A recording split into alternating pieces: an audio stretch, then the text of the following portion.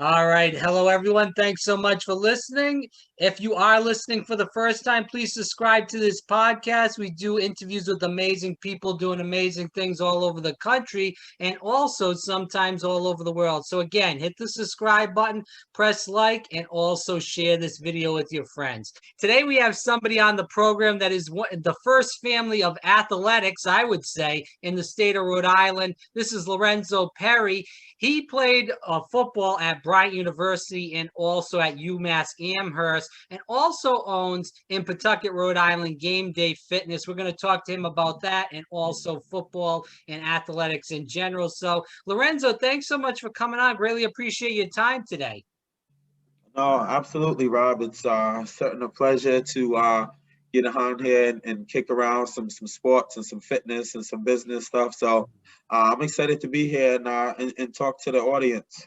All right, so we talked about your family. It is the first family as far as athletics in the state of Rhode Island and even around the New England area. So, growing up in that type of competitive atmosphere, how was it to grow up with all these siblings that were so good at sports, whether it was basketball, football, and the list goes on and on? Yeah, I mean, I would definitely have to do a little research and see if, with a first family, I don't want to claim that prize quite yet until I do a little research. There might be a couple that came before us. But yeah, like you said, we definitely have a pretty athletic family. Um, and it was competitive. Everything that we did was very competitive. I have an older sister, Shannon, who's, some people say the best athlete in the family, who played, Division I basketball at Syracuse. She was the Gatorade Player of the Year 3 times coming out of LaSalle. So she's a phenomenal athlete. So playing against her, in basketball, and my brother Hurlin and Kendall with football, and I have some older brothers as well. So we've definitely just always competed. Everything that we did, whether it was playing one-on-one football out in the street or playing, basketball down at the park, it was just always very competitive. There was no letting up on either one because it was either a female or it was younger. It was just a lot of tension with those pickup games and stuff like that, as you can imagine. No, I was going to say that Lorenzo, we talk about the greatness of LaSalle Academy. It's one of the top athletic schools in the state of Rhode Island, if not the best. With that said, we hear all these stories of kids playing high school football. They're the best. They win Gatorade Player of the Year for a Rhode Island or another small state. But when you go and play with the big dogs and you play in college, it's a totally different ball game. And me and you talked about this before, that going into college at UMass, you're one of probably 60 or 70 guys on the team that was the best at their position at whatever high school they're at. So, can you tell the people that are listening how different it was to play college football than it was to, be an all-star at LaSalle Academy?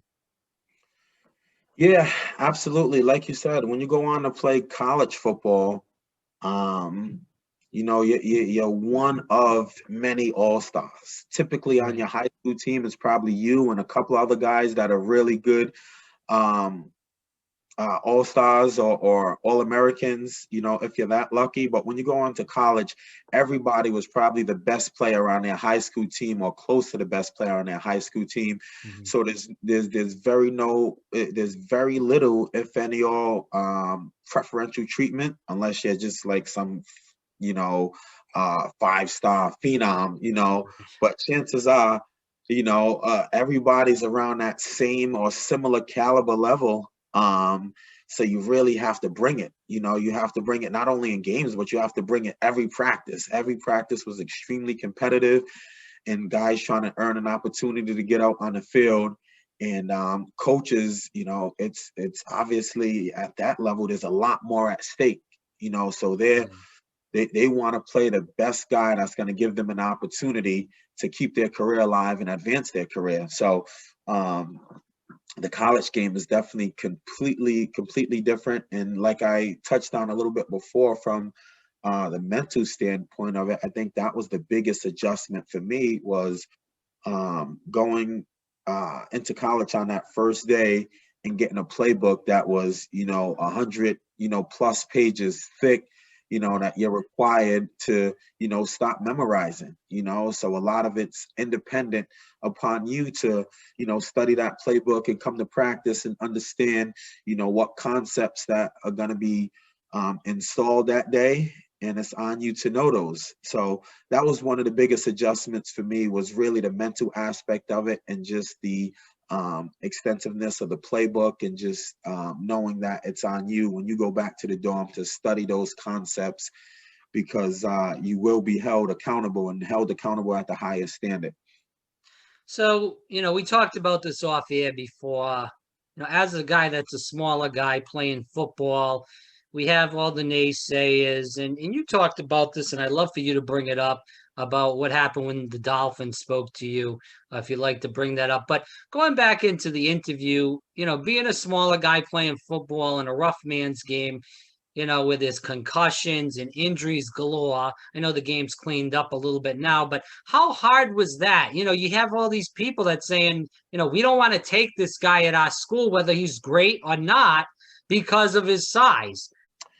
Yeah, I mean, whenever you play the sport of football, there's always those prototypes that they're looking for at each position, of guys that have done it before, that have proven success. So being a smaller guy, only 5'5", 180 pounds when I was playing in college, there was definitely a lot of coaches or scouts or fans that would even kind of, question, the stature of that player, and wonder if he can hold up and withstand the beating of some of these bigger guys. And like you alluded to earlier, that was one of the biggest kind of hits on me when I was pursuing a professional career. I still remember to this day when I had a meeting with the Miami Dolphins scout. He came over to Bryan University and was sitting down watching the film. And after the film was over, he said, there's no question about your ability. Some of the things you was able to do on that film are very remarkable. And I haven't seen it done, on a regular basis. But the question that they're going to have for me when I come back and present your film and present you as a potential prospect is, can he hold up and can he withstand the pounding of some of these NFL guys? So that was definitely something that I heard a lot going through playing football. Something that, some of the bigger schools, I think, probably backed off a little bit. When I was coming out of LaSalle, I remember having a conversation with a coach from Boston College. And those was some of his same concerns as well. So it's definitely, one of the things that people, at least at that stage,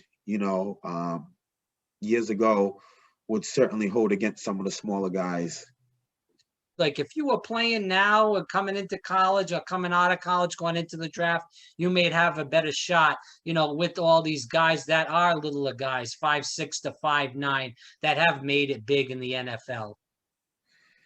Yeah, I think we've all seen kind of an evolution of the game, especially going to a more open style, throw the ball around, teams trying to, put points up on the scoreboard, which I do feel as though favors my style of play. I'm one of those guys who, I do well out in space, so I think people are starting to see that now, where if you do have guys like this that may be a little bit smaller, but if you can find unique ways in which you can use them, whether it be out in the slot, whether it be in special teams, whether it be, coming out of the backfield, doing some creative things that we see that the Chiefs do. They do a great job at utilizing their personnel. That these guys can not only contribute to the team, but they can excel, at that NFL level. So a lot of the guys that you just named are certainly guys that have a proven track record of smaller guys that can, not only play at that level, but play at a very, very high level. So I think if I was one of the players that was coming out today, opposed to when I came out in 2007, 2008, I think I would have definitely had a much better chance at, at least getting an opportunity Yeah. for one of these teams to say, you know what, this kid does some pretty good things with the ball in his hands. Let's bring him into a camp and let's see, if there's something that can and will translate to the NFL game, which I'm still confident that it would have. Yeah. Lorenzo, you had a hell of a career at Bryant University too. I mean, I know you last year, Danny Woodhead, and we talked about that off the air. Of he was in the other bracket. He won Player of the Year, but it was between you and him as far as Player of the Year. So talk about playing for Bryant. Bryant's really grown leaps and bounds since you left as far as football, but the athletics program in general has gotten a heck of a lot better. Even their basketball program is great. Yeah, yeah. My senior year, I was one of the finalists for the D2 Heisman, which is called the Holland Hill Award, and Danny Woodhead was one of the finalists as well. I believe we was both the top. We was in the top five um, for finalists for that award. And I believe he ended up winning it. I'm almost positive he ended up winning that award that year. But we was neck and neck with Russian that year. I was just shy of 2,000 yards. I was at like 1,925 or something like that. He went just north of 2,000. So we had a really good career and a really good season that year. I would watch him, pretty regularly, at least stat wise to just see, how he was doing and trying to chase him. And, I'd rush for, 250 yards and I was like, all right, finally. And then I go back to the computer, I see he rushed for 300. I'm like, damn, this guy's killing it over there. I just couldn't catch him, Rob. But Bryant, yeah, their program has definitely grown, enormously, over these past few years. They're doing a great job up there with their athletics from a football standpoint, from a basketball standpoint. Over these past few years, they had, transitioned into Division I, so they had done a lot of facility improvements. So they have like an indoor dome facility, which is like the size of the Patriots or even bigger than that. So they got, some crazy things up there that they're doing, from a facility standpoint. But when I was there, it was great. It was great. I mean, as a college football player, your biggest thing is, initially when you're first going out, we all have dreams of playing at Alabama or playing at LSU or Florida State.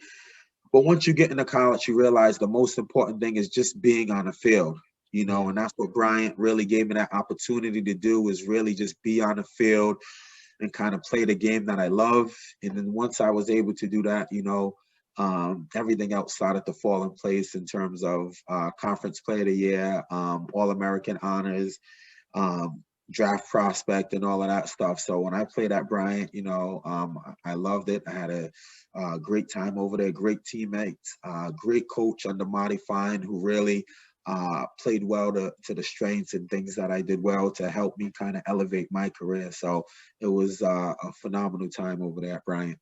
So you got to tell the people that are listening, when they go online and type your name, Lorenzo Perry, in YouTube, they look back at those Bryant years and they see you juking and guys missing and falling all over the place. At your age now, can you still make those moves or what? That would probably be a hamstring tear, maybe a Oh, jeez. meniscus. To the I don't think I hospital. could. Yeah, I don't think I could move like that anymore, Rob. That's why I'm on the sidelines, just coaching now and trying to develop some of these young guys to do some of Yeah. those things. Okay. If you don't know what Bryant University is, definitely check it out. Great school, great business school. And going to Bryant University, I'm sure they taught you a lot about business. So building GameDay Fitness. Can you tell the viewers what you use from Bryant when building GameDay Fitness as far as a business venture? Yeah, absolutely. As you mentioned, Bryan is one of the best business schools in the country. So going into Bryan, I really did not have a good understanding on business, at least from an entrepreneurial standpoint. Only thing I know about business was from the consumer side. You go to a store, you purchase goods or you purchase a service, so that was the only side that I knew of business. But going into Bryant, what that did is expose you to the other side of it, the entrepreneurial side, which really got the wheels turning and starting to kind of transition your mind frame into thinking about, like I said, being on that other side and being the owner of a business, or being a founder of a business, and supplying that product or supplying that service. So Bryant does a great job at introducing you to the entrepreneurial side, and they do a great job at helping you to learn and understand the practical applications of that business. Because at Bryant, you have to develop a business plan, you have to understand marketing, you have to understand the finance and accounting aspect of it. So I think at Bryant, excuse me, you really get a great understanding of a 360 vision of kind of what business is, and if that's something that's for you. So let's kick around GameDay Fitness. Can you tell the viewers how it got started and what is GameDay Fitness? Yeah, so GameDay Fitness, in the beginning of it, my initial mission was to kind of improve the, health and wellness of all, whether it be younger kids or adults. But I've always had a passion for, working with youth. That was my first job, working in the Boys and Girls Club, coaching youth football, all of those things. So now basically we kind of pivoted our mission and our vision a little bit, where our primary focus is youth physical literacy and athletic development of kids, starting at age 7 all the way up through high school. Our primary population right now is 8 to 12 years old. For kids, like I said, just kind of developing those baseline fundamental movement skills and transitioning into more advanced, athletic development skills. When you have a person that comes in and maybe they're very uncoordinated, and maybe know that this person in your mind, because you've been at the top heap of athletics, that this person's not going to play at Alabama or Bryant or UMass or wherever it may be, even URI. What do you tell the parents, or how do you work with that kid? Because obviously it's a business. You don't want to tell them to say, hey, you suck and you're not going to do anything. You want to try to help the kid to the best of his ability. So how do you kind of talk to those kids that are not going to be the best athletes, but maybe you want to train them as far as eating well and working out so they stay fit? How do you go about doing that? Yeah, I mean, I think you're definitely spot on, where some people are just a little bit more genetically gifted Yeah. Than other kids, and we see it, day to day. We understand that that's obviously very prevalent. And I think you mentioned it in your question, where you said, talking about working with those athletes to the best of their ability. And that's exactly what we do. So we understand that, you may not be, the next Tom Brady, you might not be the next Usain Bolt, you might not be the next LeBron James, but you do have a certain level of ability within you, that my job and my goal is just to help you maximize your abilities. I'm not saying that, like I said, you might not be the next 5-star recruit, but we can help you, maximize whatever capabilities, whatever potential that you have, to kind of be the best that you can. And a lot of that in working with kids is we understand that there's obviously a pediatric obesity epidemic. So right now, our push right now is just really to kind of get kids moving, get kids active, before we even really go too deep into those athletic skills, the speed, agility, quickness, change of direction, all of that stuff. A lot of kids are very